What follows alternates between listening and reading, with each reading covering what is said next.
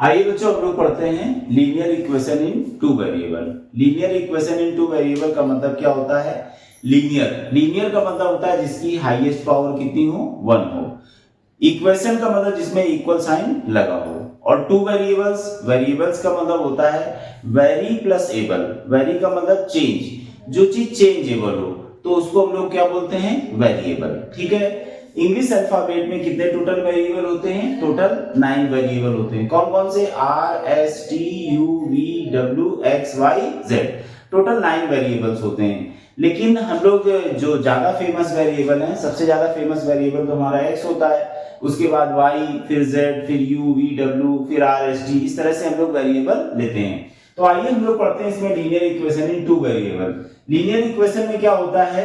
Linear का मतलब highest power 1 हो, और हाईएस्ट पावर किसकी 1 हो?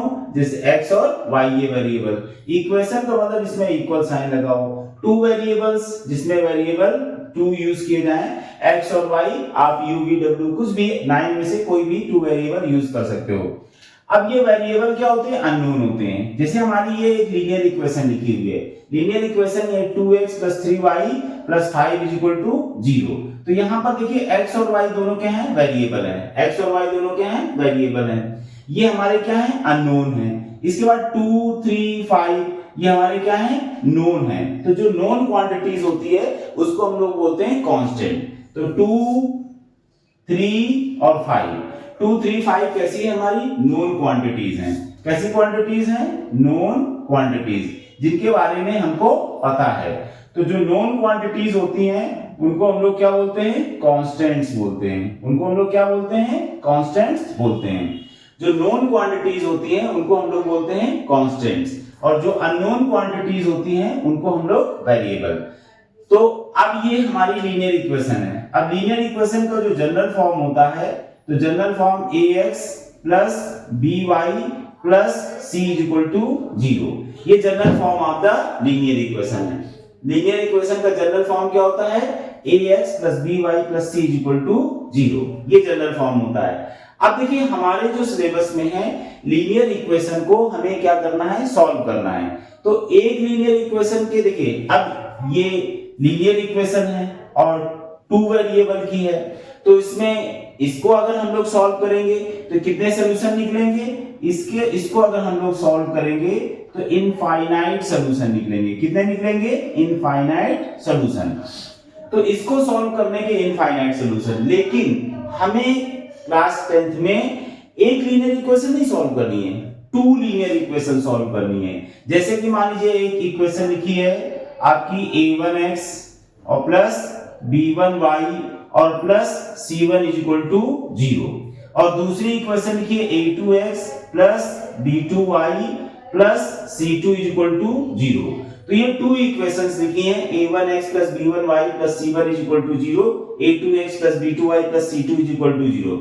जब 2 इक्वेशंस लिखी होती हैं या मोर देन 1 इक्वेशन लिखी होती है तो उसको बोलते हैं हम लोग साइमल्टेनियस लीनियर इक्वेशन।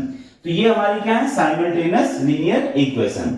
तो साइमल्टेनियस लीनियर इक्वेशन को हमें क्या करना पड़ता है? सॉल्व करना पड़ता है।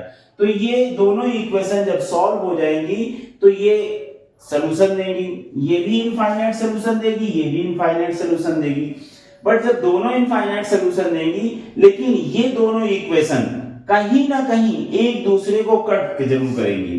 जैसे मान लीजिए एक ये आपकी लीनियर इक्वेशन है, ठीक है, और दूसरी लीनियर इक्वेशन आपकी ये है।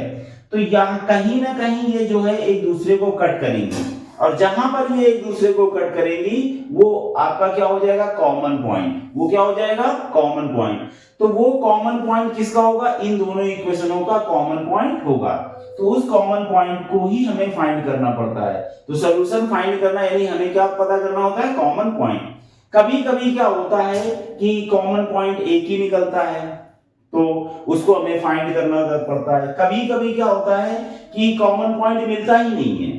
जैसे अगर इक्वेशन इस फॉर्म में आ जाए, दोनों लाइनें आपस में क्या हो जाएं? पैरेलल हो जाएं, तो हमें सॉल्यूशन ही नहीं निकलेगा। और कभी कभी क्या होता है? ओवरलैपिंग लाइंस हो जाती हैं। जैसे एक लाइन ये है और इसी लाइन के ऊपर हमारी जो दूसरी लाइन निकल आती है, तो ये ओवरलैपिंग लाइंस हो जाती हैं। तो ये आपकी जब ये कंडीशन होगी, देखिए ये कंडीशन होगी तो सोल्यूशन फाइंड करने को बोलेगा ही नहीं।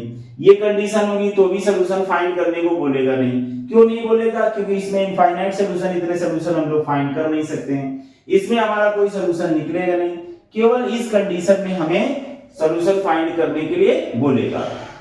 और इन सोल्यूशन को फाइंड करने के कितने मेथड्स हैं? टोटल आपके मेथड्स हैं 4। कौन कौन से मेथड्स हैं? पहला मेथड है आपका ग्राफिकल मेथड। पहला मेथड कौन सा है? Graphical method.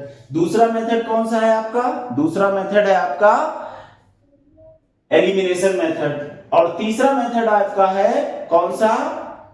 Substitution method. और चौथा मेथड कौन सा है आपका?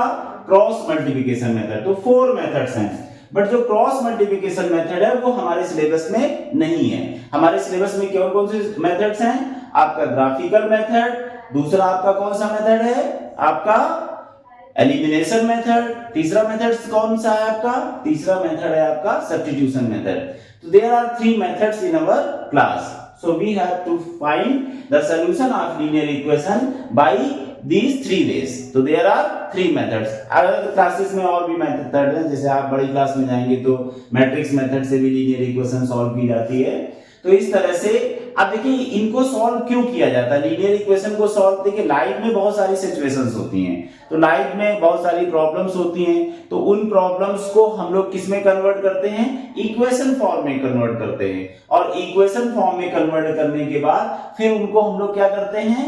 उनको हम लोग सॉल्व करके कॉमन सोल्यूशन निकालते हैं। और कॉमन सोल्यूशन जो होते हैं वो आपके फिर वो प्रॉब्लम्स के सोल्यूशन बन जाते हैं। और कॉमन का मतलब, कॉमन सोल्यूशन का मतलब है जिससे कई लोग खुश हो जाएं, तो कॉमन से। तो कुल मिला के लाइफ से रिलेटेड है ये लीनियर इक्वेशन।